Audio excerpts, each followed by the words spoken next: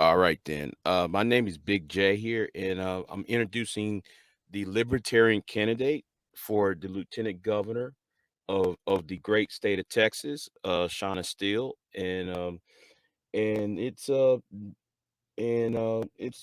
February 11th, 2022, and I apologize for Miss Steele for my software problems I'm having lately. So how are you doing today, ma'am? I'm great. Thanks for asking. How are you? I'm doing fine, ma'am.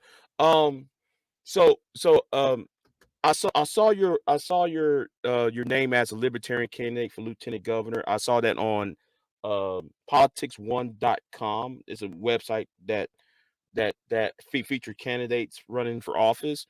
Um,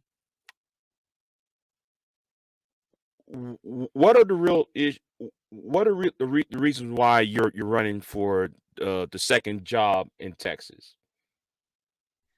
Well, I'm tired of, the duopoly, the Republicans and the Democrats controlling, the majority of politics. Hmm. The pandemic, it really bothered me that people weren't able to work that were willing to. And, losing power during the freeze last year, that was sad to see that people lost their lives during that time. Okay. And and and and what are your background in what is your background professional wise, um how would and if you do have a certain job, how would you use your background in it should you win the spot in November? Well, every job that I've held, I've held some type of leadership position, whether it be a supervisor or a team lead. Hmm. I'm a student currently for real estate at Houston Community College. I've owned my own company. It's a security company, so I do, lead in that aspect.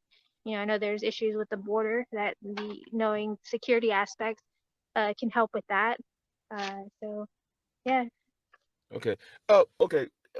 And one thing about the Libertarian Party, what philosophy of the Libertarian Party or the factions thereof within it, what wh- what do you like about the Libertarian Party, and what are your main issues? Maybe I'm being redundant here. Um, that you hold strongly within of the Libertarian Party, the party itself. I like the fact that with the Libertarian Party, it's about choices. Everybody is held accountable for their own self, and it's like they want to keep the government out of a lot of the aspects.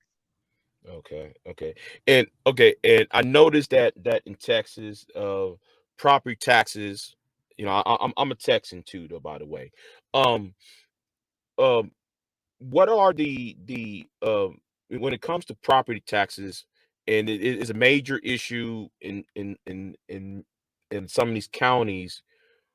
How would you reform the property taxes? Are you against it? Are you for it? Or you want some different type of tax structure? What do you feel about the current tax structure in this state? Well, as libertarian, I mean, we don't like taxes. We don't agree with taxes. So, definitely agree with eliminating the property taxes. I know that there's a Facebook group called Eliminate Property Taxes that have actually suggested a solution to the issue with property taxes. The only thing that I don't agree with their suggestion is that they want to switch from a property tax to a sales tax, and I don't think any tax should be over 3%. No tax should be over 3%. Okay. What? Okay. Well. I'm glad we're going to talk, because that's the main thing that attracts me about the Libertarian Party, because they talk about all these other tax ideas. What do you feel about the what's it called, the Gorian tax? How would you feel about that? Or it's the same as property tax to you? where I've never heard of that. Can you elaborate on that? Jordanian tax or something like tax on land or something like that. I hear some people in libertarian circles talk about that. Um, you know, well anyway. Well anyway. So what tax policy you would like to see? I mean, you like since you want to get rid of the property tax, what would you like to see for yourself? Oh, like I said, no property or no taxes over 3%. I don't agree with the property taxes. I think that people should own their own land. I think that another way that we can generate revenue is by legalizing marijuana and bringing money in that way to help lower all taxes. Like I said, no taxes over 3%. Okay. Uh, so you saying like so you're saying tax things that of activities that are like marijuana, cigarettes, or something that's um um I'm trying being I'm trying to say it in a delicate way. Something like prostitution, you would tax something like that if that would come into um come in forefront. That you would tax that and use that as re, as to gain revenue, right? For everything, this the quote unquote sin tax. Is that what you're trying to do, or? The only tax that I think right now that we could, is a sales tax, but like I said, nothing over 3%. I know that it would be hard to cut it out completely at this moment. Mm-hmm. Um, so you would definitely have to cut uh, government spending in order to get it lower and before we can actually eliminate it. Okay. And you said something about the border. Um, what policies you would enact that would make sure people in the southern counties are safe from the issues that's going on the border, MS-13, terrorist groups, what may have you might be using the border as their refuge. How would you enact any policy that would address these issues along the southern border? Well, I think the issue with the border is not necessarily, building a wall, but like I said, if you legalize marijuana and the plants that people like to use that come over illegally, I think that would help eliminate some of the issue. I think that the real problem is in the process of immigration. I think people are waiting like over 20 years to get a visa. I Hmm. mean, that to me is like it's ridiculous. Of course, people are going to try and come over here illegally if it takes, that long in order to get what they want. Okay. And you don't and you're against the idea of sending the National Guard or the Texas Guard to the southern border. You just want it to be a little bit more um a more peaceful place. Is that what or you want everything to be, you want the local authorities to be um on the front lines with it when it comes to border security. I think the local authority knows what is best for their area because they live there. So Uh-huh. in my opinion, I think that that's where it would be. I mean, and if you think about it, like people are the government is taking their land to build the wall for eminent domain, and I don't think Hmm. that's, you know lakefront properties or like riverfront properties are it raises their appraisal value. So I mean, for them to build a wall and not be able to have access to that water, or, river or lake, it's yeah, it's all bad. Okay. It, and and another question is, what about issues, since we still talking about security issues, what would be your plan for criminal justice? Um some of these laws are very outdated. in my I'm using my opinion here, or that is outdated, and most people are being affected by the drug war. How would you address the incarceration rates, the high incarceration rates in this state? How would you address that? Um, is there any laws that you would like to see go away? The drug, drug war laws, the drug laws, or that would keep sending people to be incarcerated. Um, since we still on this security um, topic. Well, one thing I'd like to do would be to end qualified immunity, uh, and then also with it's not right for them to arrest people if there's no victim. I mean, one of the values for libertarians is, victimless crimes. It's ridiculous. But then, Okay. like I said too, with legalizing marijuana, I think that would help. And then you mentioned prostitution. Yeah. Yeah, I said bring back the brothel. Okay. Can you please explain what is qualified immunity? Because I'm somewhat I forgot what that is. Can you please explain that what that is? Qualified immunity. Qualified immunity is where the police officers and other officials they don't get charged for things that ordinary people would get charged for like crimes. Mean like shooting unarmed people um or accident. Like I'm using the term in quotations here. Accidentally beating up somebody up who's not really was part of who's not really the offender, or somebody who's surrendering and they still got beaten up and the constitutional rights been taken. You mean something like that, right? Yes, absolutely. Okay, because I notice a lot of people in the Republican Party are trying to make it like if you strike a police officer. Like I heard David Clark. You know who David Clark is, right? The sheriff from Minneapolis. He was talking about, he was proposing that anybody who strikes a police officer or defend themselves from a police officer is a federal offense. And I'm looking at it like, well, that means anybody could potentially be a federal prisoner if they shout at a police officer or push a police officer back who's who's being a little bit too damn pushy to him. I think though that's somewhat treading on people's personal liberty against the authority. I guess the unchecked authority, I should say. So, do you got any opinions on that? Yeah, absolutely. I mean, people have a right to defend themselves, against whether they're a police officer or anybody that's trying to harm them. Mm-hmm. Mm-hmm.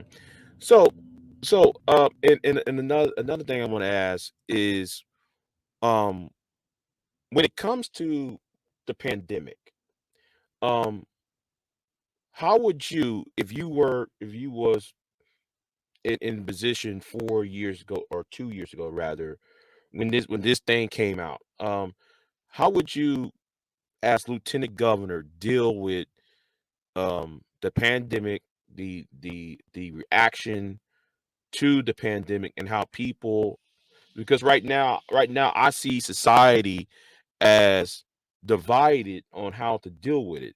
Some people wanted mandates until the end of time, and you got other people who just want you know uh whatever, and you got another group of people who's saying, well, a store can't tell me what to do when I enter into it. How would you deal with that? I mean, if you was in that, if you was holding the lieutenant governor's chair. Well, I wouldn't shut down, the economy and tell businesses that they can't open. I wouldn't force people to wear masks or get the vaccine if they don't want to. But at the same time, I mean, if that's what a business wants, in order for somebody to shop there, I mean, I think that, they have the right to do that as well. I mean, Hmm. if it were me, if they made me, do that, I wouldn't shop there if that was one of the requirements. Right, right, right. So basically, you want no mandates or of any kind. You just want people to just go um to and fro, um not being molested by the government or the local authority. Is that what you're saying? Is that what your goal? Yes, end all mandates. I don't agree with the mandates. Okay, okay. So how would you deal with the health officials who are seeing, the spikes and the spikes the spikes of the virus and the deaths? How would you work with them, because some of them are very on a very have a very adamant about the virus. How would you work with them, with people who may not share your opinion about the mandates? Is there anything that you will work with them with, ensure that public safety is that public safety is honored, while at the same time people's freedoms are not being impeded? Well, during the pandemic, I broke my leg, and the Uh-huh. doctor tried to blame it on COVID. Mm-hmm. Uh, so, how do we know that all of these cases that they're claiming are COVID are really COVID? I mean, I know it was a new issue for health professionals, but at the same time, like I don't even know if all those numbers are correct. I'm sorry. I'm sorry. Wait a minute. You broke your leg, and the doctor was trying to tell you it was the virus. Yes, I broke my leg, and the doctor tried to say it was COVID. Well, is he or she still still your doctor, or you got rid of her, this person? No, it was an emergency. Um, like I said, I wouldn't go back there at all. Okay, okay. I was just about to say, man, how you gonna break your leg? That didn't make any sense. How you break your leg and then say, well, it's COVID? Yeah. Now that's crazy though. You might need to write a book about that. That's crazy right there. Um. So, and another thing. So, okay, last year we have the ice storm, the the snowstorm, the blizzard that affect Texas, and us. I know you and I may not be used to snow and ice like that. How would you address it now? How would you address it if you were in that seat when Rick Perry, not Rick Perry, when Dan Patrick, the current lieutenant governor, and Greg Abbott, the current governor, how would you differ from their policy concerning um, the blizzard of last year? Well, what they did to combat the issue is just Hmm. throw money at the energy companies. And to me, that wasn't right. I think that they really needed to take a look at the problem. And I don't think that they did address it because there have been some places recently. I know some places in Houston were without power, and more people died this time than last time. I know when I decided to run, I knew that this would be one of the issues. So I did my research. I found out that there are 16 hydropower plants that are not connected to the grid. I think getting those connected to the grid, I think that would be a huge benefit for Texans, not only for the fact that it will add more power to the grid, but it will also it's clean energy. And so that's the reason why I chose hydropower instead of what Alan West is. I guess he's trying to promote the nuclear power. I get that it adds a lot more power to the grid, but Hmm. we don't need another Fukushima. Okay. Well, since though you said about electrical dam energy, where are these other dams are located? Do you know? I mean, do you know offhand, or because you told me about there's but with 15 it's not connected to the grid, you say? There's 16. I do not know where they're all located. I just, skimmed through an article. It didn't say specifically where they were located. Okay, okay. Do you know where I can find this article, or uh, this article at? It was under Siemens. I'm not sure if it was like Siemens.com or it's spelled Siemens. Okay, okay, okay. Well, I'm gonna look that up though and see if that's possible. So what about your opinion on the wind farms and solar energy? Um, would that be something that you would back as lieutenant governor to combat this, the energy crisis we have in Texas? Or you just, or I you think just they're want? I think they're great alternatives, but I don't think that they generate enough energy as much as like the hydro power plants do. Okay, okay, all right. And okay, so you're very anti nuclear, right? Because I know we got, I think there's nuclear power plant in Bay City, and I think there's another one somewhere in South Texas somewhere. I'm not sure. I do know though there is a new nuclear power plant in Bay City, Texas. So you don't want no more nuclear um powered plants. You only you are you just want to limit it? I don't think we should add any additional nuclear power plants. I think we do have some here in Texas, though. Okay, okay,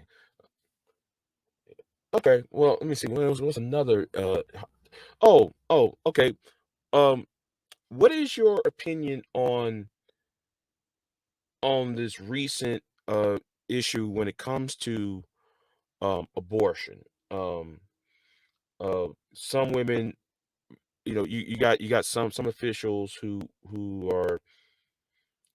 wants to end abortion uh um completely. You got some groups that want abortion, or you got some people who are pro-life who wants limited abortions only concerning rape and incest, and you got people who are pro-choice or pro-abortion who just want abortion um on demand.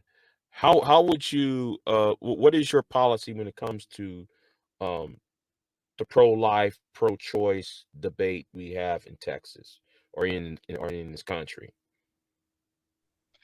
Well, it's a medical procedure that it should be between a woman and her doctor. I definitely agree that women should have the choice to choose. Okay, okay. So and that also goes for partial birth abortions as well.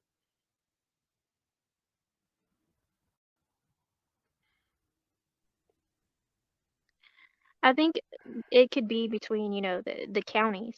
Like let the counties decide on that. And like I said, it would really be up to the doctor and the woman. Okay, okay. All right then. All right then. Good. Okay. So we also see a lot of um racial and ethnic tensions in today's society. You see police officers, with Black Lives Matter, um, the riots, some of the riots in social upheavals. What policy would you have that would address any of these divisive topics like race in police, the minority communities? Um, how would you address these issues as a lieutenant governor? Is there an issue specifically that you're referring Um, to? Well, you know, you hear like things like police. Oh, excuse me. I think I already said it about police brutality earlier, but I'm talking about other issues when it comes to economics. How certain tax policies or certain government policies that like redlining in certain communities that prevent certain communities to be economically viable. You also got in education spending, um, and criminal justice spending. Like I noticed in Texas that we spent $4,000 on a public school student, while we spent 50,000 on one prison inmate. How would you address those issues that are affecting the minority communities? Um, Well, I think redlining was already outlawed, was it not? Uh, I'm not sure, but I do know there was a problem in east side of Austin, if I'm not mistaken, about redlining or gentrification issues. In places like East Austin, or I think there's one in, I want to say, in San Antonio. There's also a problem. I'm not sure. I haven't really researched on it. Only thing I noticed, there was a problem in east side of Austin a few years back. I'm not sure it's been outlawed or it's been abolished or what may have you. I'm just want to know where you coming from on that issue. And and another thing, what is, and speaking about education, what is your opinion when it comes to public education? With public education, I believe that it should be up to the parents to choose where their child goes to school at. Okay, okay, good. And nothing, you got nothing else um to say? Yeah, okay. Um, Let me see what else. What else I got? There was something else. Oh. By the way. Okay. Since we're on this issue about um um division in our society, when it comes to our elections and our integrity, what policy you would use, or you have in mind, that would address um the election, the integrity of our elections, or uphold the integrity of our elections, and in how candidates are being vetted, are being chosen? What policy you would uh put in place? There's nothing that I can think of right offhand about elections issues. But I mean, I would definitely look into that as the issues arise. And I know that being lieutenant governor, I mean, other, I guess, like the Senate and the House, they would bring the bills, and I would read it. I'm not gonna sit here and not look through it. I mean, I know it's a lot of reading, but you have to know what you're signing. Right. Um now the lieutenant governor is arguably more important than the governor itself. It's the governor position itself. Um is there any way that you would like to see that office reform, or is there anything you want to see, how that position change if you ever become a, a lieutenant governor?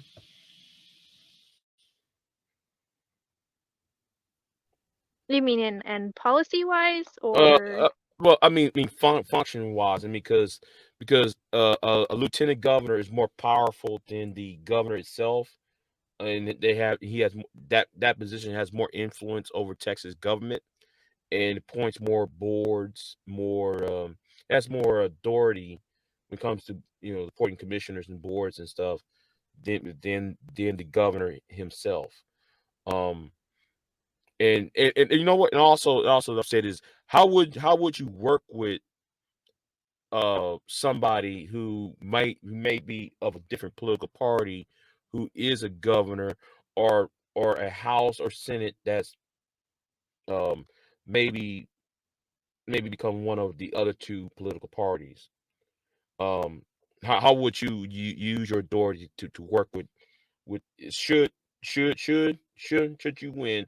How would you work with these three entities, the House, Senate, and the governor's chair, whoever is the governor? How would you work with them in spite across party lines? Well, with the libertarians, it's kind of in between the Democrats and the Republicans. I mean, with as libertarian, you have views from I mean, you have agreeable points on both sides. Okay, okay. And so like you will work with them when it comes to your you will work closely with anyone who has on things that you agree with, and those that you don't agree with, you would basically try to oppose them, um at the same time being um respectful. Yes, absolutely. Okay, okay, okay. I'm glad to hear that. So do you believe that the libertarians should have that philosophy of the no, what's it called, the it's like a declarations of no compliance or something like that? I forgot what it's called. I think Austin Peterson, who ran for president in 2016, he did not agree with the declaration of I'm trying to remember at the top of my head what it's called. So something about uh being non-violent. Uh, would you do y'all still would you agree with that premise? I'm trying to remember what is it called? The name the name of that rule escaped me for a moment. I should have had my notes on this, but you know what? I'm gonna skip over that because that's my mistake. I should have known. I forgot the name of the declaration. So what is your opinion as a libertarian when it comes to the the election of 2020, the presidential election, the um the the rift within the Libertarian Party for over the past 8 years, and what's your views on the future of the party? I haven't been following that many years. I'm sorry. Oh, oh, I okay. barely got into libertarian when Joe Jorgensen and Spike were running for office. No, I actually like Spike. I like Spike. I was supposed to be doing an interview with him about 4 or 5 months ago. It never panned out because he had a set time. I got a set time. I couldn't do it. So yeah, I like Spike. It and my thing is, what is your opinion about? And I know I'm going back to 2020.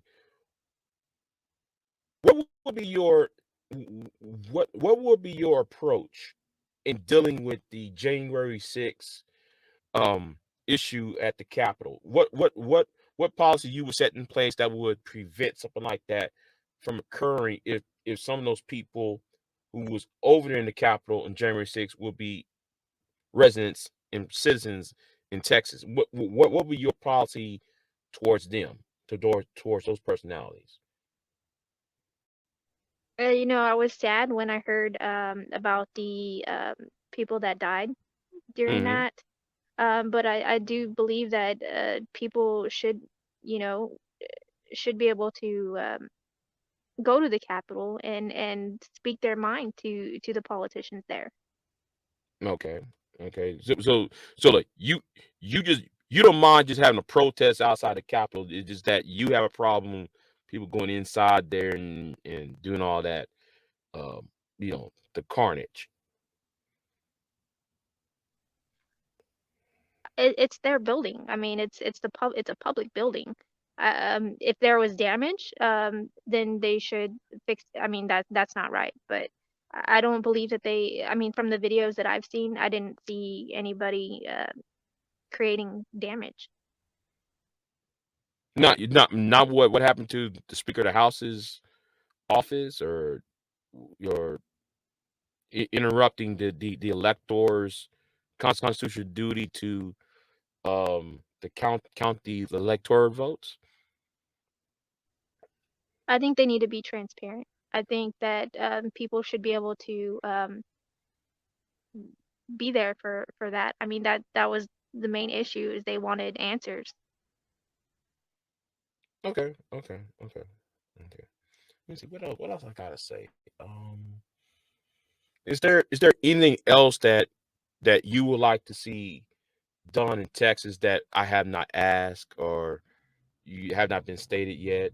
Because it seems to me, though, you are, according to the website, the Libertarian Party website, seeing that you are the nominee because you're the only person running. So, is there any things that you're doing with other candidates within the Texas Libertarian Party? Or is there any networking with other candidates, like the governor, the candidate for governor, the attorney general office, who's running for attorney general?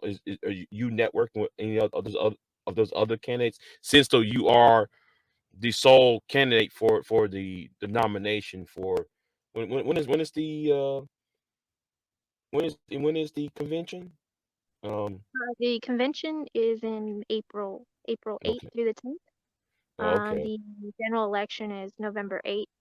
I am collaborating with Mark Tippett, one of the governor candidates, hmm, and Kevin Hale, who's running for Congress. Um, we'll be doing an event on March 1st at Poor David's Hub in Dallas. okay, okay. Is Mark Tibbs, is he running for president again? He's running for governor. I don't know about for Yeah, but president. but but but but, but I remember he said something about running for president. I guess he lost when he lost that nomination 2 years ago. I thought that he talking about planning for running for 2024. I was just wondering, that was, he's um you know I thought that he was just using that as another test run. So when it comes to somebody like, I know I'm looking ahead right now. When it comes to 2024, who would you support for the nomination, or for the presidential nomination for 24? Who would you support? It depends on who's running. I mean, I have to look at all the candidates. Okay, okay, okay, because um I was just asking, because I see people mentioning Spike again, running for president and then I see people talking about um Austin Peterson, um and I forgot the guy from New York, Sharpen. Um, so I was just asking. Oh, let me say this too, though. What is your opinion on the mysterious death of Mr. McAfee? Um, he was running for president for the Libertarian, and somewhere he died in Spain or something. Is there any news about that, or that like of? Because I know that his death was a major blow to the to the Libertarian Party. Um, any news about that lately? I'm referring to the McAfee, the guy who created the McAfee software, the antivirus. But yeah, I heard about his death, but I didn't know he was a libertarian. Yeah, because he ran in 2024. Well, briefly 2024. Then he ran in 2016. And I think that he was trying to run in 2012, if I'm not mistaken. So I was just wondering if that's, because I noticed he died, and he was, I think that he was running. He was a candidate for 2020, and he passed away. I just want to know if you heard anything about that, or any of that sort. So anyway, I don't know what else I got to ask. So anyway, Miss Steele, but thank you for dropping by, and this is a hobby for me. I'm just doing it as a hobby.